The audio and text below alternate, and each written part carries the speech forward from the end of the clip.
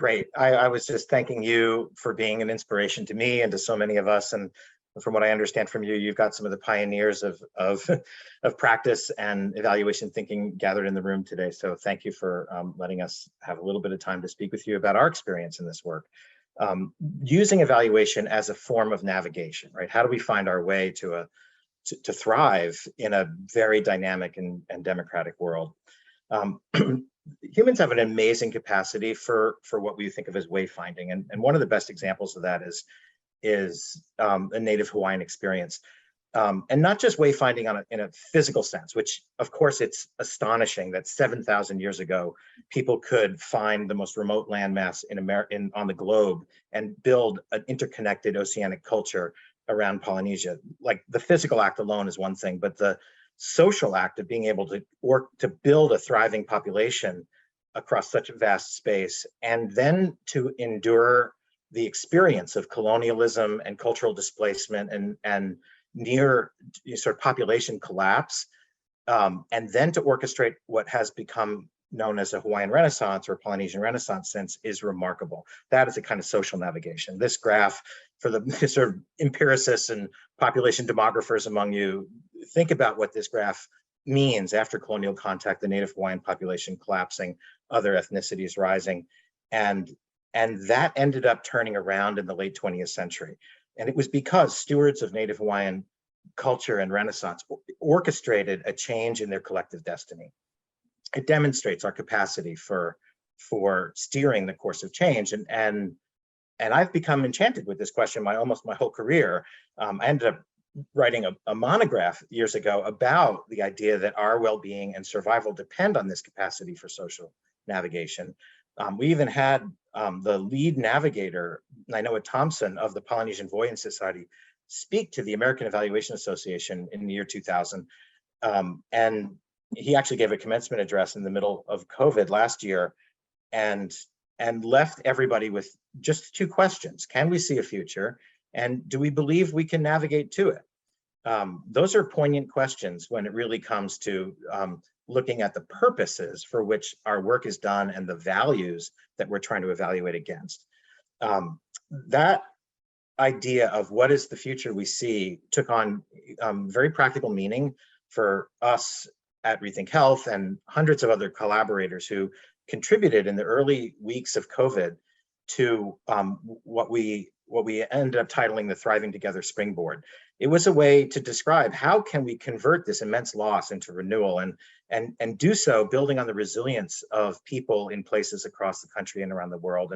And the idea was to organize local and nationwide action around a unifying and quite measurable expectation of all people and places thriving together, no exceptions. And that's a tough standard because the systems that we've built have never built for everyone to thrive. And yet we are unique people in a common world. And so what does it take to thrive together without leaving anyone behind? That's become our North Star for almost all of this work. And if we look at the data systems available to us, the Gallup measures thriving and the fractions of people who are struggling and suffering routinely. And it had collapsed in the economic recession of 2008. It sort of hovered up and down over the decade, collapsed again in the early months of COVID, and went through wild swings of highs and lows ever since. But this metric of the fraction of people who feel like they're thriving has never really gone over 60% on average across the entire US population. Subgroups can be much smaller fractions of people thriving. And so the question that the navigational question is, what would it take to reach even greater heights of well-being, equity, and resilience, to send this measure to a place where it is plausible that it can go, where all people have what they need to feel like they're living their best lives. The question is, who does that work, right? Who can orchestrate the system change that's needed to make this happen? And we think of that work as being done by stewards. People and organizations who take responsibility for working with others to expand the conditions that everyone needs to thrive together, beginning with those who are struggling and suffering, because they know best what it's like to endure and find resilience in a system that wasn't really built for them to thrive. So anyone can step into this role, and this is an ancient idea. Stewardship, human societies would never have evolved. They didn't have some capacity to care for each other. And conversations and writing around stewardship have been sort of dramatically rising since the latter half of the 20th century. This is an era when stewards are rising. And it's no accident. A lot of the systems on which our lives have been built are being tested and are collapsing in many ways in spectacular form. And it's when systems collapse that that people with a just cause can rise and begin by expanding that circle of concern to build belonging, make sure everybody has something to bring. Everybody belongs and everybody has something to bring. And it's that belonging and civic muscle that animates our ability to establish all the other vital conditions that we care about in a thriving natural world, or our basic needs for health and safety and humane housing, meaningful work and wealth, lifelong learning, reliable transportation. These are the things that actually create the experience of thriving. As Sanjeev said, stewardship is a somewhat unfamiliar term because we tend to think about leadership as a narrower form of the sort of positional authority or power to lead other people. But stewardship is really the question of bringing your own talents and capacities to the foreground and enabling other people to do so as well. They end up having very different forms of work in the world. The transactional approach of leadership typically thinks about an outcome or an impact they want to achieve, and then designs a program or a project to make it happen. And that logic can indeed work quite well in many cases, but it doesn't end up yielding sustainable impacts over time. That relationship between the outcomes of programs and the larger purposes, the impacts that we want to achieve in the world, tends to be a very weak relationship over time, and sometimes it can make matters worse. And so the other way to look at this is to have a North Star, to expect not a goal that you're kind of incrementally measuring toward, but an expectation. We're going to create a world where all people and places are thriving, with no exceptions. And then we're going to design a system that's built for well-being, equity, and racial justice. That's going to be our North Star. It's going to be the work of relentless shared stewardship that are devoted to equitable processes like combining lived and learned experience. It's going to be devoted to expanding power through belonging and civic muscle. It's going to expand opportunities relentlessly, and we'll track its outcomes over time. But that's not the same thing as having a North Star that we expect to create. And it's not a temporary program or project that needs to be sustained. It's a way of establishing a shift in routine mindsets and actions that are manifested in our daily practices around how we connect across difference, how we expand opportunity, how we learn and adapt together.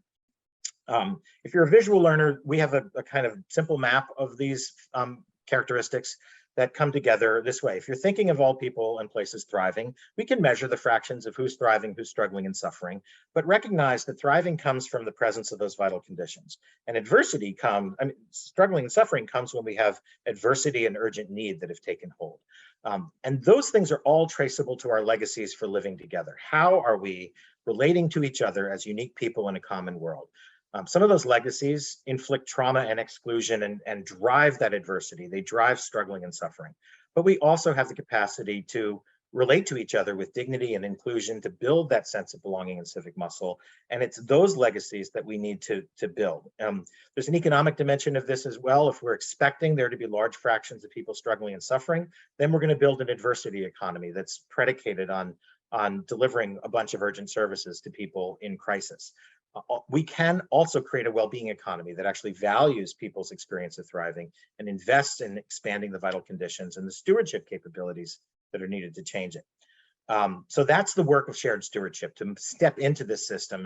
And really, stewards of the past have over-relied on the bottom half of this dynamic much more. We need stewards of today and tomorrow to concentrate on every step of expressing really love and dignity for everybody, that then expands that capacity to make system changes and to change the complexion of our economy.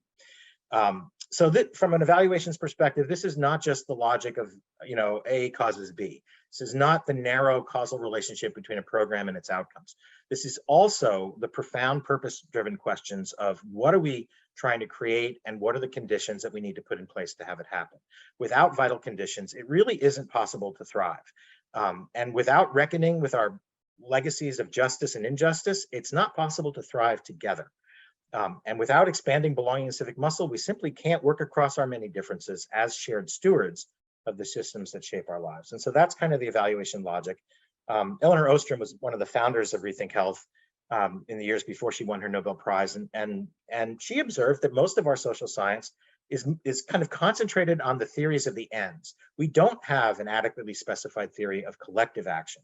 How do we organize ourselves?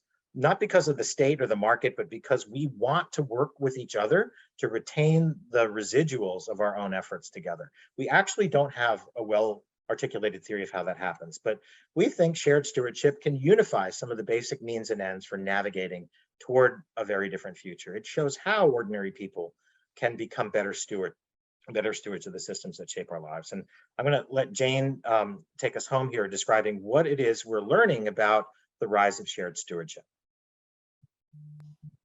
Thank you, Bobby, and hi, everyone. It's so wonderful to be with you today. So as Bobby shared, this really is a frontier of social science, and we at ReThink Health believe that a unified theory of means and ends can exist. And through our work, we really focus on building that and testing it with the understanding that it can help to explain and show how ordinary people can do this work. So as Bobby shared, the question is, what are we learning about the extent to which this is happening? So we explore this question through a bunch of different engagements in our work that together add up to a theory-driven portfolio. There's a ton to share that we don't have time to cover today. So I'll just share a few highlights from several recent projects.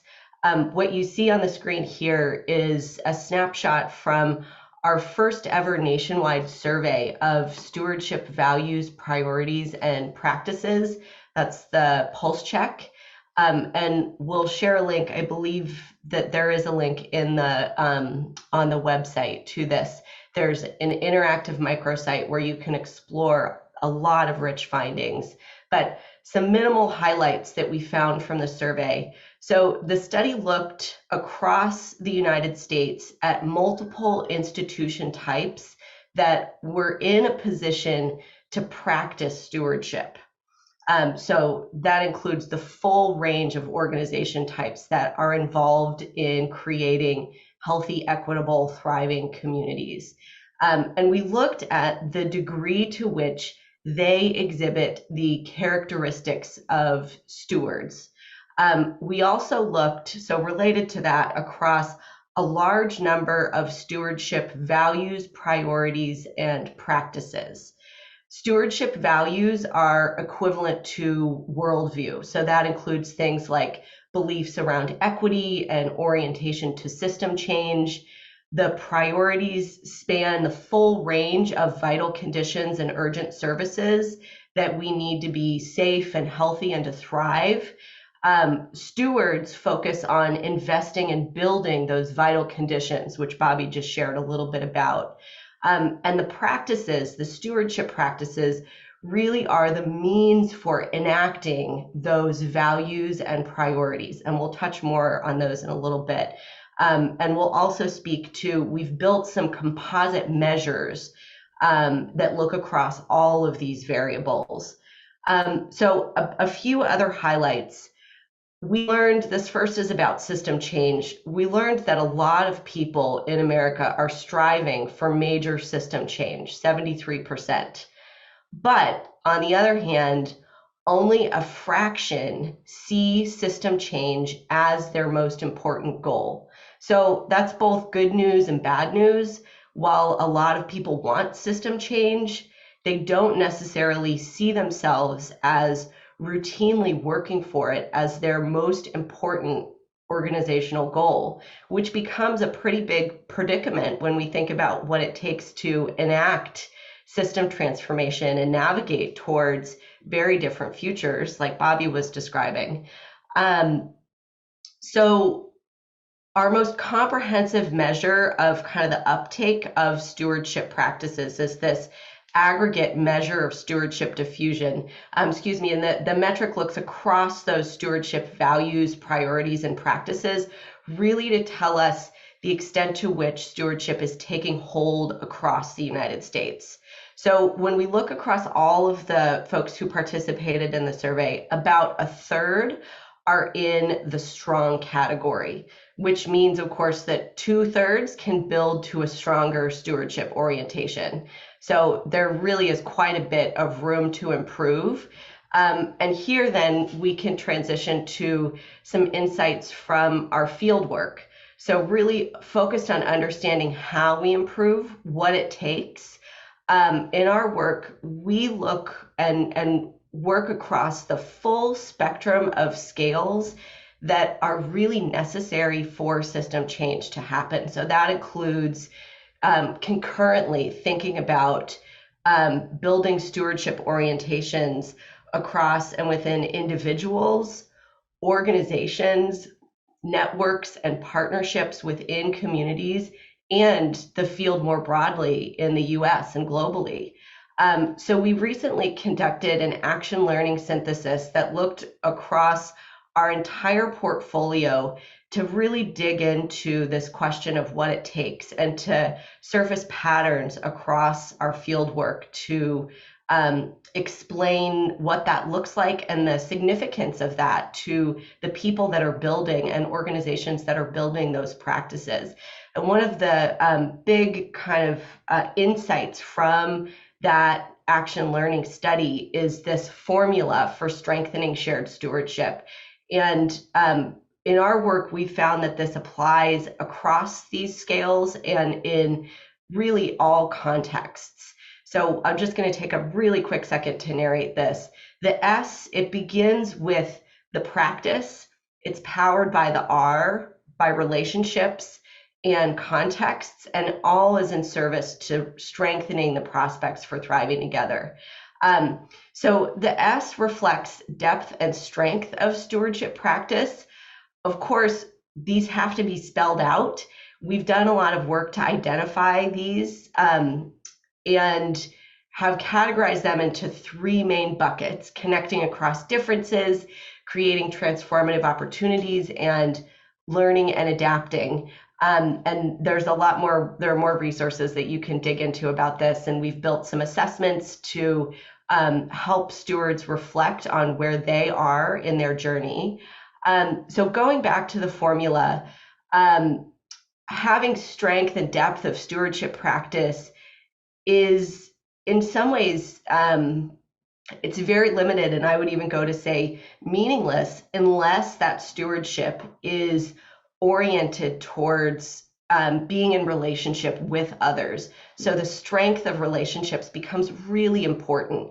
And this is about the diversity of people and organizations that you're connecting with, the depth of those connections, so the level of trust and vulnerability and accountability to one another, and very importantly, not just having a relationship, but activating those relationships to advance that North Star goal. The FC, fitness to context, really is about thinking and acting in ways that are aligned with your context.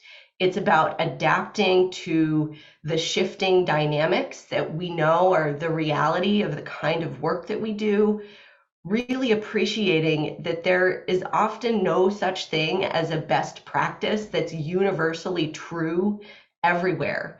And you know, these contexts, I think, really are some of the biggest crises of our time, like climate change and racism and other crises and opportunities that we're contending with. And as I had mentioned, this last part of the formula, all of this becomes stronger, so too does our collective influence to improve outcomes, which is the prospects for thriving together. So these are really lofty goals. We're talking about shifting how people approach the means of social change and how they understand the ends. In our work at ReThink Health, we support this very ambitious change in a couple of really important ways. First is by catalyzing new thinking and action. So this is the diffusion of innovation curve that you see on the left. It's really about harnessing the thinking of innovators and early adopters in order to shift norms over 3 horizons, and doing that, thinking about that as a simultaneous endeavor. So pushing business as usual practices into a new horizon of shared stewardship, really working towards a horizon where interdependence is the norm and is the new business as usual. And across all of this in our work, we're constantly asking ourselves what works for whom, how, and under what conditions, which is a fundamental realist evaluation approach that we use to really understand how we can navigate to that future. So this is a plug for an upcoming session that we will be sharing in mid-September, really digging into how we apply this frame and these resources in our own enterprise evaluation in our work. So I think we have time for a couple of questions. Is that right, Sanjeev? We'll make time. Don't worry. It's fantastic, Bobby, Jane. This is really terrific. And Sampath, let's get 3 quick questions. I'm going to ask you to limit your question to a minute maximum. Sampath, take it away. So first, like Bobby and Jane, this excellent presentation. Thank you so much. I think you have given us a great formula. I was just like noting down that formula. It's a beautiful formula about how to actually strengthen the shared stewardship. So this is great formula. So just I wanted to ask, just to get a little more clarity for us. See, we talk about, the leadership. When we talk about leadership, the idea, especially with the states, when we talk about the state capability, building state capability, we are looking at how the leadership can be distributed. So distributed leadership. So I wanted to know, can you just what are the differences between the distributed leadership and the stewardship? Of course, there's a lot of systems approaches there with what you are saying, but just a small question, but I'm really intrigued. Thank you. Sampath, that's a deep question. Bobby, go for it. Bobby and Jane, go for it, please. This is absolutely Jane's favorite question.